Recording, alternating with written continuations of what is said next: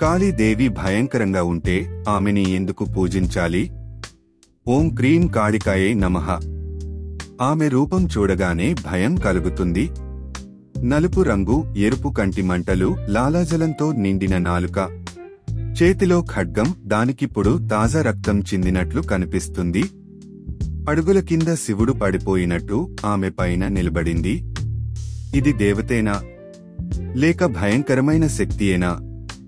కాని ఇక్కడే అసలు రహస్యం ఉంది. కాళీదేవి భయంకరంగా కనిపించిన ఆమె ప్రేమకు, రక్షణకు, నిగ్రహానికి ప్రతీక. ఆమె రూపం మన అహంకారాన్ని నాశనం చేస్తుంది, మన భయాన్ని భగ్నం చేస్తుంది. ఆమెను పూజించడం అనేది మనలోని నెగటివిటీని వెలికితీసి ధైర్యాన్ని పొందటం.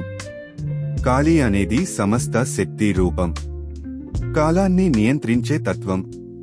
కాళీ అంటే కాలమును జయించిన శక్తి. ఆమె సమస్త శక్తులను మించిన పరమశక్తి. భక్తుడు ఆమెను ప్రేమతో పిలిస్తే ఆమె భయాన్ని కూర్చి రక్షణగా మారుతుంది. కాళీదేవి రూపం మనలోని తమోగుణాన్ని హరించేందుకు ఏర్పడింది.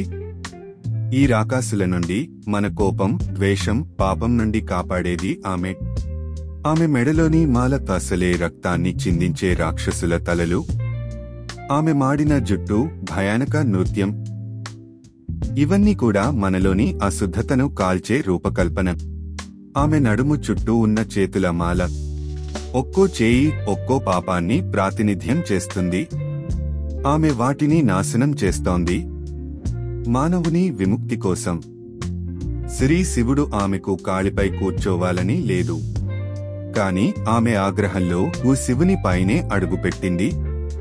అదే సమయంలో ఆమెకి సిగ్గువేసి నాలుకను బయటకు తీశారు. ఇదే శక్తికి వచ్చిన స్మృతి శక్తి.